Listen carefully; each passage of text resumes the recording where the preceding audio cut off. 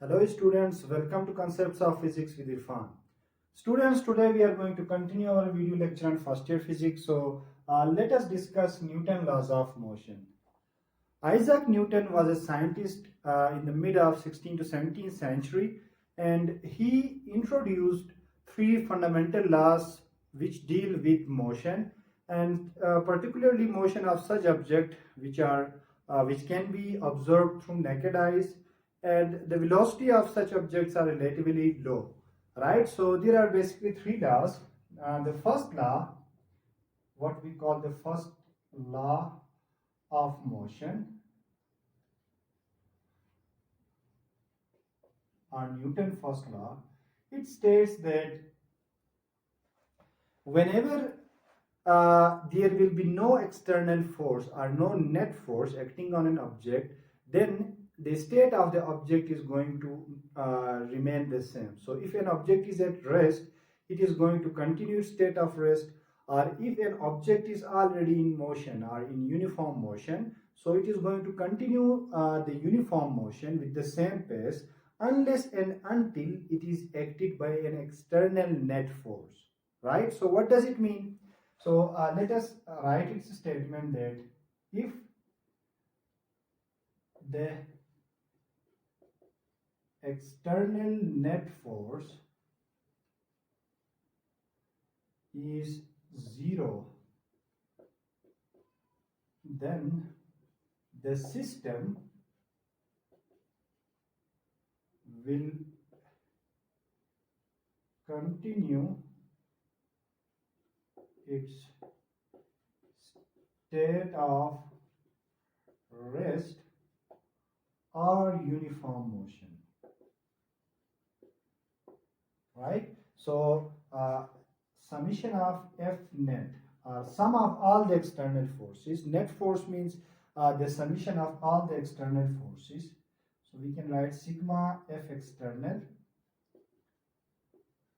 and this summation of external forces is what we call the net force. That is actually the total magnitude of force acting on an object. If that net force is zero, then the object is going to continue its state of rest or uniform motion. So we can say that then the acceleration of the object will be zero. So if it is going to continue its state of uniform motion, obviously there will be no acceleration.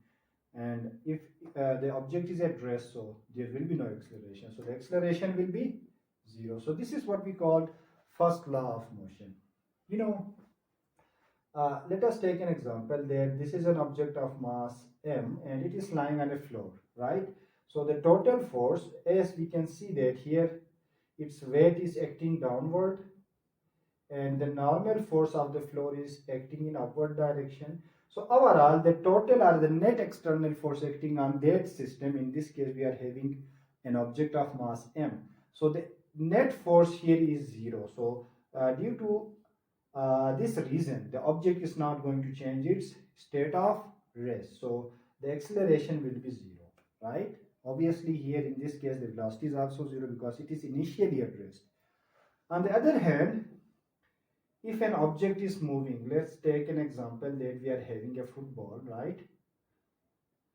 And this football, it is moving in this direction, and let's say that this is a frictionless surface.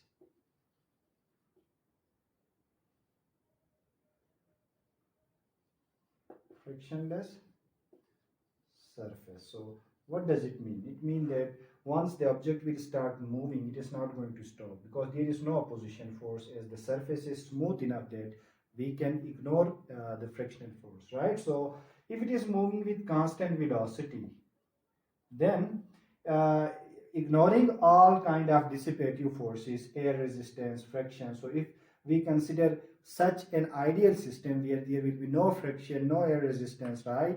No resistive forces. So the football is going to continue its state of motion unless someone will try to stop it, or if someone apply a force in the opposite direction, then at that time there is a chance that the football will come to rest. So this is how we can explain the first law of motion. Normally in everyday life, uh, if we push something, then after coming into motion, then eventually it is going to stop. The reason is, once we apply a force, it is going to change its state and thus it is going to accelerate, right? But what happened that there will be a kind of resistive force, and due to that resistive force, as we cannot completely banish any kind of resistance, right? No matter how much we are going to smooth the surface, there will be a kind of resistance. So due to that resistive force, the object is going to come to rest. Otherwise, if we take that object to space where there will be no resistance, no frictional force, right? At that time, after a small push, initially it is going to change its state from rest to motion, and during that interval it is going to accelerate. But once we will remove the external force, so it will acquire a kind of velocity, and after that it is going to continue its state of motion with that constant velocity, right? So this is what we call Newton's first law. So let me summarize it. So whenever there will be an external force, the object is going to change its state. But if there will be no external force, or if the external force is zero, then the state of rest or uniform motion, right, whatever is the initial state of the system, that state is going to continue. Okay.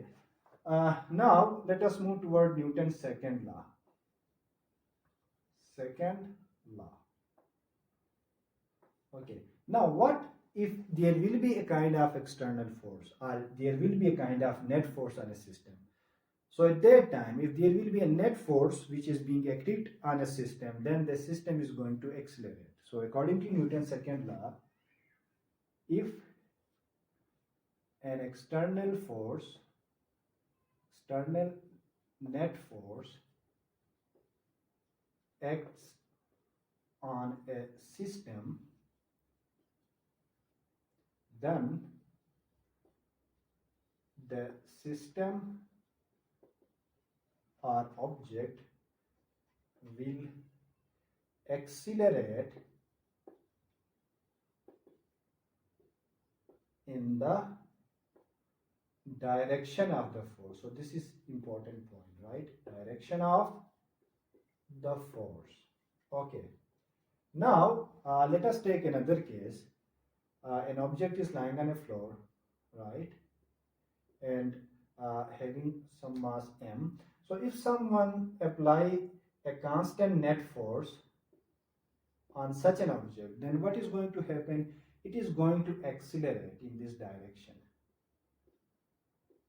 and this acceleration will be in the same direction. In whatever direction we are applying the force, the acceleration produced will be in that particular direction, right? So it's pretty simple. Like if we are going to the engine of a vehicle, let us take an example of a car, right? So here we know that we are having a kind of mechanical engine installed over here, and once the fuel start burning, this engine is going to convert the chemical energy into mechanical energy, and that mechanical energy continuously provide a kind of net force in this direction. And due to that net force, once we will press the accelerator of the car, then it is going to accelerate, its velocity is going to increase, right? And the direction of the force and that of the acceleration will be the same. So this is what we call Newton's first law. But here one thing we have to keep in mind, that this acceleration, this will be directly proportional to the applied force, or what we call the net force, right? And this acceleration will be inversely proportional to the mass of the object, because if we are keeping the net force constant and if we increase the mass, then the acceleration produced will decrease, right? Because it will require more effort, or it will need more force in order to produce the same amount of acceleration in heavier mass. On the other hand, while keeping the mass constant, if we are going to increase the force, then the acceleration produced will increase. So let us call this equation 1 and 2. And if we combine these two equations, then what we will get, the acceleration will be proportional to F over M, right? So after replacing the proportionality with equality sign, we have to insert a kind of constant, and while using SI unit, the constant which appear over here is 1, so we can ignore that and we can write F over M. So rearranging this equation, so F will gives us MA. So this is one of the famous equation of mechanics, and if we use this equation, then we can find all the dynamical variable associated with a system of particle are simply an object which is under observation, right? So this equation, it is keeping all the secrets of classical mechanics, or what we call mechanics, simple Newtonian mechanics, right? Okay, right. So Newton's second law, let me rephrase the statement that whenever the external force acting on an object is not zero, or if an external force acting on an object, then acceleration will be produced, and the acceleration will be in the same direction as that of the force, right? Okay. Now what about Newton? See that what is Newton's third law? Third law of motion. Okay, so Newton's third law states that whenever we apply a force on an object, then at that time, at the same instant, a kind of reaction force will be generated at the same time, and that reaction force will be acted in opposite direction. So it is also called action and reaction. Law of action and reaction. Okay, so if an object apply a force on another object, so let us take an example that if we throw a kind of tennis ball on a wall, so that tennis ball is going to exert a force on that wall. So let's say this tennis ball is traveling in that direction. So upon striking the wall, it is going to exert a force F1 on the wall in that direction, and at the same time the wall will exert a kind of force that we call F2 on the ball in the opposite direction. So this ball is going to experience a kind of a reaction. So that's why this law is called action and reaction. So for every action,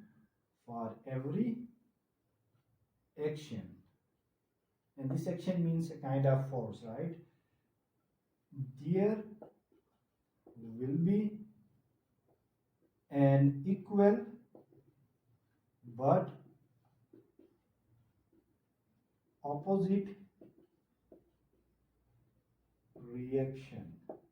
So whenever an object apply a force on another object, then the second object is going to apply force on the first object, and the magnitude of these two forces will be the same, but their direction will be opposite, right? But one thing we have to keep in mind that these two forces, they act on two different objects. Like the ball, upon striking with the wall, so this is, let's say, the ball, right? And here we are having the wall. So the ball is going to exert force on the wall, and on the other hand, the wall is going to exert force on the ball. So although they are a kind of pair forces, but these two forces act on two different objects. That's why they can never neutralize one another. Because if these two forces are the same, and if they are opposite in magnitude, most of the time, the students, they get confused that, okay, so having the same magnitude and totally opposite direction, these forces have to cancel one another. But we know that they are not going to cancel, because the ball is going to bounce back, right? So the reason is these two forces, in spite of having same magnitude and opposite direction, they are not going to cancel. And the reason is they are actually acting on two different objects. So for a force, like if for a force, two forces, let's say this is a mass M, and if a force is acting in this direction F, and the same force is acting in the opposite direction, then as we can see that both these two forces, they are acting on a single mass or on a single object, right? So that's why they are going to cancel. If such two forces acts on two different objects, then there will be no sense that can we can say that they are going to cancel, right? Okay, now let's say that object 1 exert a force on another object 2, and this force what we called F12. Then according to Newton's third law, this second object is also going to exert a force on the first object, and that force we call F21. Now from the statement we know that these forces, they are actually having the same magnitude, so we can write F12 is equal to F21. They are having the same magnitude, but they are totally anti-parallel, they are in opposite direction, so that's why we can put a minus sign over here. So this minus sign, as they are two vectors, it shows that although they are having the same magnitude, but they are pointing in different opposite direction, right? So this is the mathematical form of Newton third law. Okay, we can find many examples in everyday life that actually explains Newton third law. Like while swimming, we are actually applying force as an action on the water surface, right, using our arm or leg, and as a reaction, the water surface is actually applying a kind of force, outward force, on our arm, and there, due to that kind of reaction, our whole body is going to move in forward direction, right? While walking on the floor, our feet, they are going to apply force as in the form of action on the floor, and the floor as a reaction apply force on our feet and thus pushes our body in forward direction. That's how we are going to move, or that's how we walk, right?